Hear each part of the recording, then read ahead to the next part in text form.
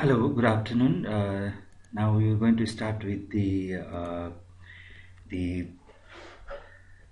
unit hypersensitivity. So to begin with hypersensitivity, I just like to give you the brief background of the unit. After that, I'd like to show you some videos. In that video, I like to put some questions, and you should be very careful from the beginning. Probably you will have to answer the questions that is being embedded within the video. So it is very important for each one of you to, while going through the video, please carefully observe and listen and try to understand the each type of sensitivity. All right, let me begin. Hypersensitivity is a state of reactivity of the host.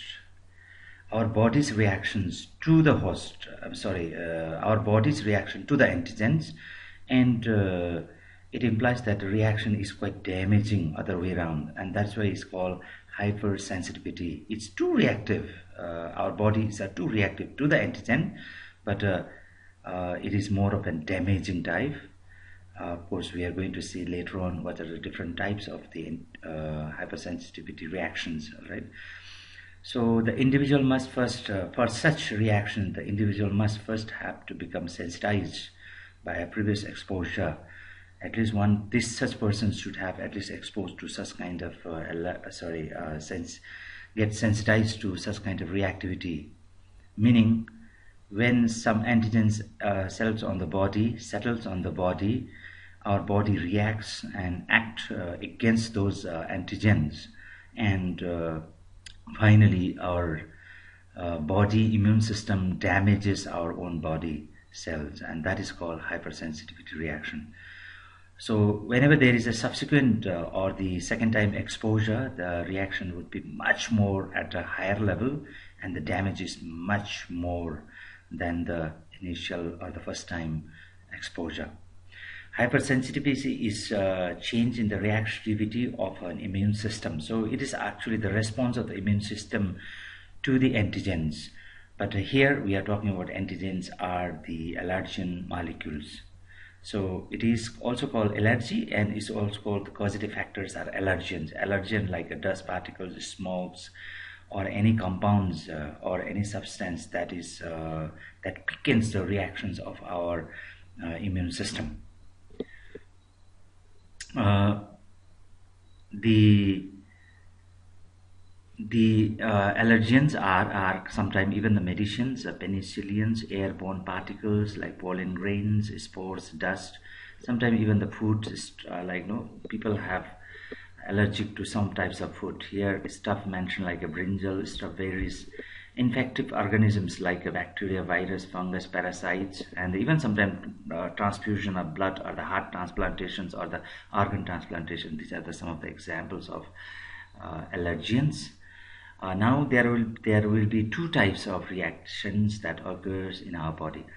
One is immediate hypersensitivity reactions. Immediate hypersensitivity reaction is antigen mediated reactions, where the reaction begins within 1-2 minutes, and the symptom appears as early as possible. That's the reason that when there is some kind of injection are given to the patient, and they are asked to wait for half an hour or so to see if there is any hypersensitivity reactions. So hypersensitivity shows us its symptoms at the earliest within an hour or so, and other type is a delayed hypersensitivity, which is mediated by the cells. So this is called the cell mediated immunity or delayed hypersensitivity reactions. The symptoms can be seen within 24 to 48 hours. This is reaction is very slow, and lasts much more longer, and such kind of allergics are quite risky and dangerous because signs and symptoms are not shown in the beginning. So sometimes we miscalculate, thinking that there is no reactions in our body. So there are four types of hypersensitivity reactions. First one is anaphylactic hypersensitivity. Number two is antibody dependent hypersensitivity, and third is immune complex mediated hypersensitivity, cell mediated delayed hypersensitivity reaction. Anaphylactic hypersensitivity reaction is when there is a this kind of reaction is very fast, and this is because of antibody mediated reactions. Because of the antibody, there are a lot of productions of chemicals, and this brings an anaphylactic hypersensitivity reaction. Other one is antibody dependent cytotoxic. Antibody triggers the cytotoxic cells and brings hypersensitivity reactions. Immune complex is immune where there is a lot of complementary proteins are engaged, and these complementary proteins brings about hypersensitivity reactions, and is called immune complex hypersensitivity reaction. Here cell mediated delayed hypersensitivity, because here the information is passed by the cells and then by the T cells, and it passes from the cell to cell, and it takes quite a longer time because it's the T helper cell who mediates here. So therefore this kind of hypersensitivity reaction would be would take quite a long. Now I would like to continue from here another video which I have retrieved from the YouTube. So I like to play for you. Yeah, but still I would like to urge you to go through carefully, because you will get a lot of questions in between this video. Now first thing is, what is hypersensitivity? If you look at the term, it's going to give you a clear idea about what we're talking about. Our immune system is designed in a way so that it can identify between the foreign particle and the self object. Now what happens, there are two types of failure can be possible for this specific feature. Sometimes, there are two things, as I told you. One is self, another one is non-self. Now our immune system sometimes fails to detect non-self. That creates some problems. That's the other set of problem. But sometimes the immune system detects self as non-self. So they are pretending that self molecules are non-self type, and they start involving all those immune reactions against that self molecules and start destroying our own body cells.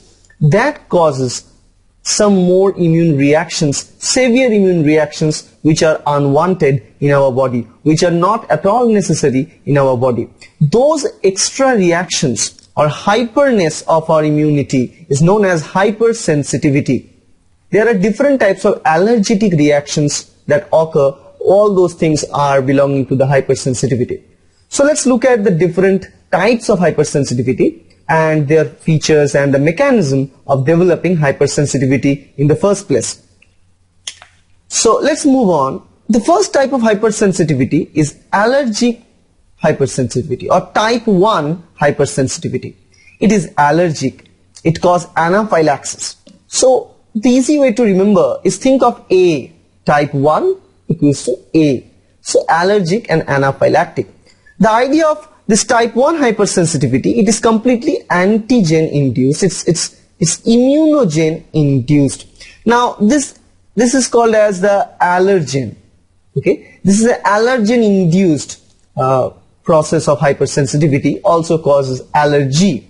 Now there are small molecules known as allergen which can interact into our body cells, and normally in our body there are different types of antibody present who can fight and bind against specific antigen. Now one of such antibodies, immunoglobulin E or IgE. This IgE antibody can pair with and attach with this allergen molecule. Whenever two such consecutive IE molecules attach to one allergen molecule sitting in the surface of a cell known as mast cells, then those mast cells get some signal from this binding of allergen with the antibody. That gives a signal to the mast cells. Mast cells start secreting some chemical factors that can cause some tissue damage. that is known as common reaction of allergy. It includes the anaphylactic reactions like airway constriction and vasodilatation. Type 2 is antibody mediated type hypersensitivity. It's easy way to remember is B, antibody, and in this case it's also known as cytotoxic hypersensitivity, because in this case cytotoxic cells start overreacting. As cytotoxic cells have the capability of killing other cells, it could be dangerous, because if cytotoxic cells get overactive, in that case it start killing our normal body cells, which is not required. The third type is immune complex mediated hypersensitivity, and in that case our complement system in our body, we have discussed about complement system in our earlier videos, you can watch that. In this case, those complements start fixing based on the presence of some, again, chemical molecules known as allergens. When they start fixing those complement, they start releasing some anaphylactic factors like C3A, C5A, all these things are acting as anaphylactic factors. Now as those chemical factors start secreting, neutrophil gets in the direction of those secretion of the chemicals by the process called chemotaxis. And neutrophil are dangerous cells. It can break down other cells, it can harm other cells. So once neutrophil gets superactive, it starts doing all the bad works that ultimately destroys our body cells. So this is immune complex mediated, because in this case complement system is involved. And the fourth kind is known as the delayed hypersensitivity. So number 4, easy to remember with delayed, that is D. So we're talking A, B, C, D, like that. So delayed hypersensitivity, this type of reaction takes place in 2 different stages. First stage is the preliminary stage of activating more and more T helper cells in our immune system. Once such T helper cells are activated, in future those T helper cell will activate huge number of macrophages. And macrophages are dangerous phagocytic cells. Once macrophages are activated, those macrophages can cause serious harm to our own tissue. So in all this respect, we see that there are some issues with our own body cells. They behave altered way, they behave badly and start harming our own body cells. That's what hypersensitivity really is. Now let's look at each of these hypersensitivity in little bit more details. Start with the type 1 hypersensitivity. It starts with the process of antibody mediated hypersensitivity mostly. This is also allergen mediated process, where there comes an allergen, and these are cells known as the B cells. B cells have antibody in their surface known as the B cell receptor. Now once such allergens sit and interact with 2 consecutive antibody, that provides some signal inside there. And as they provide some signal inside, that's going to activate this B cell, and also B cell will engage in interaction with T cells, T helper cells. So in this crosstalk between B cell and T cell provides some signal to the B cell, and B cell gets activated. When B cell gets activated by that fashion, this B cell start producing more and more plasma cell, which are modified version of B cells, which contains more cytosolic component and huge mechanism to produce proteins. These plasma cells are antibody producing factories. Once these plasma cells start producing so much antibody, and those antibody are IgE or immunoglobulin E type of antibody. Now those IgE start involving the process of hypersensitivity. Those IgE molecules will start to go, and they will start to interact on the surface of cells known as mast cells.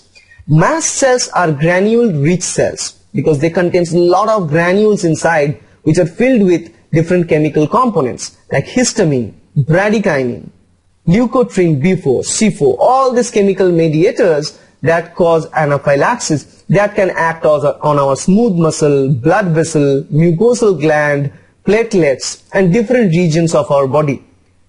Now the idea is such immunoglobulin E will be attached to the surface.